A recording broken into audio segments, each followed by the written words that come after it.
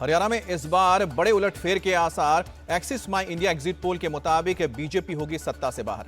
Axis माई India exit poll के अनुसार कांग्रेस को 59 सीटें मिल सकती हैं, बीजेपी को मिल सकती हैं 23 सीटें। सर्वे के मुताबिक हरियाणा के गांवों में 45% वोट कांग्रेस को गई हैं, जबकि बीजेपी को सिर्फ 33%। हरियाणा के शहरी इलाकों में बीजेपी को 40% वोट, जबकि कांग्रेस को 38% वोट मिल सकते हैं। सर्वे के हिसाब से हरियाणा में 67% जाटों ने कांग्रेस को वोट किया है, जेजेपी आईएनएलडी को नहीं मिला जाटों का वोट। जम्मू कश्मीर में त्रिशंकु विधानसभा की संभावना। एक्सिस माई इंडिया के एग्जिट पोल के मुताबिक किसी दल को स्पष्ट बहुमत नहीं। एग्जिट पोल में कांग्रेस और नेशनल कॉन्फ्रेंस के अलायंस को 35 से 45 सीट, बीजेपी के लिए 24 से 34 सीटों की बात। 5 सीटों पर सिमट सकती है महबूबा मुफ्ती की पीडीपी। राशिद इंजीनियर की पार्टी को 6 सीट मिलने की उम्मीद। हरियाणा के सीएम नायब सिंह सैनी ने जताया भरोसा, कहा कि 8 अक्टूबर को पूर्ण बहुमत के साथ बीजेपी लौटेगी। एग्जिट पोल के नतीजे पर भड़के बीजेपी नेता अनिल विज, कहा कि उसकी पोल पहले ही खुल चुकी है, 8 अक्टूबर को नतीजे अलग होंगे। हरियाणा के पूर्व सीएम भूपेंद्र सिंह हुड्डा ने कहा कि मैंने पहले ही बता दिया था, बनेगी कांग्रेस की सरकार। जम्मू कश्मीर बीजेपी चीफ रविंद्र रैना बोले 8 अक्टूबर को बीजेपी सबसे बड़ी पार्टी बनेगी। हरियाणा विधानसभा चुनाव में कुल 61.50% वोटिंग, सबसे ज्यादा मेवात में 68.28% वोट। 8 अक्टूबर को होगी वोटों की गिनती। हरियाणा और जम्मू कश्मीर चुनाव के नतीजे साथ ही आएंगे। महाराष्ट्र चुनाव से पहले पीएम ने दी बड़ी सौगात, थाने से 3200 करोड़ की प्रकाश परियोजनाओं का उद्घाटन और शिलान्यास किया है। पीएम ने मुंबई मेट्रो के फेज 3 का उद्घाटन किया, बीकेसी से आरए स्टेशन तक यात्रा। पीएम ने ड्रग्स का भी मुद्दा उठाया, कहा कि कांग्रेस ड्रग्स के पैसे से चुनाव लड़ना चाहती है। पीएम के बयान पर एनसीपी प्रवक्ता विद्या चव्हाण बोले, ड्रग्स का कारोबार तो गुजरात से चलता है। महाराष्ट्र चुनाव में जुटे राहुल गांधी कोल्हापुर में शनिवार को छत्रपति शिवाजी महाराज की प्रतिमा का अनावरण किया। राहुल गांधी ने अग्निवीर का मुद्दा भी उठाया, कहा कि यह 90% लोगों से पेंशन छीनने का जरिया है। हिमाचल के सिरमौर में एक सभा में बोले बीजेपी चीफ नड्डा, राहुल गांधी नक्सली और देश विरोधी भाषा बोल रहे हैं। झारखंड चुनाव के लिए बीजेपी ने जारी किए 5 प्रण, महिलाओं को हर महीने 2100 रुपए का वादा। झारखंड की जनता से बीजेपी का वादा, सरकार बनी तो 500 रुपए में कुकिंग गैस देंगे, हर साल 2 गैस सिलेंडर मुफ्त देंगे।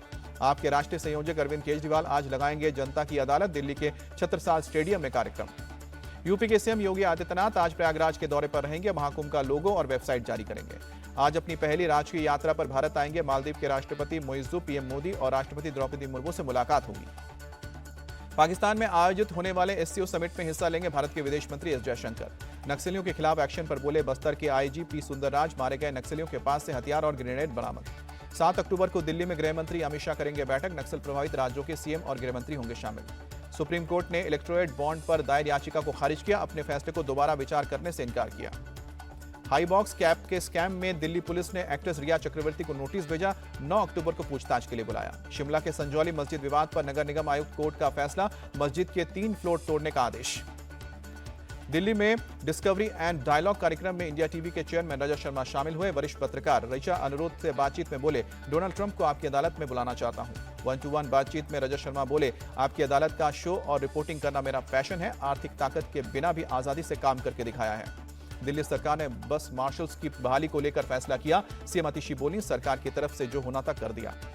गाजियाबाद पुलिस की हिरासत में यति नरसिम्हानंद सरस्वती, पैगंबर मोहम्मद पर विवादित बयान दिया था।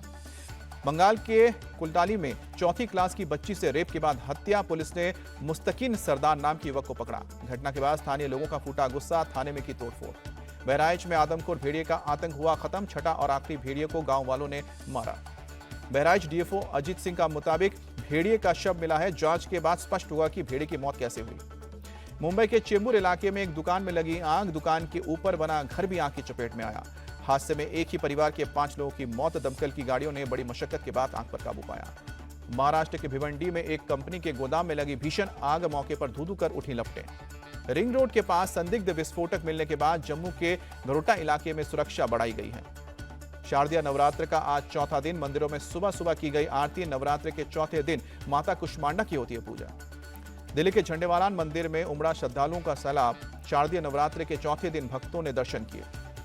उत्तर प्रदेश में 8 अक्टूबर से 8 नवंबर तक पुलिसकर्मियों की छुट्टी रद्द, डीजीपी प्रशांत कुमार ने दुर्गा पूजा, दशहरा और दिवाली के मद्देनजर छुट्टियां रद्द की। हिमाचल प्रदेश के धर्मशाला में धौलाधार के पहाड़ों पर हुई मौसम की पहली बर्फबारी, तापमान में आई गिरावट, मौसम सुहाना हुआ। भारत और बांग्लादेश के बीच पहला टी20 मैच आज ग्वालियर में शाम को 7 बजे से खेला जाएगा मैच। दोनों टीमों के बीच खेला जाएगा 3 मैचों की सीरीज।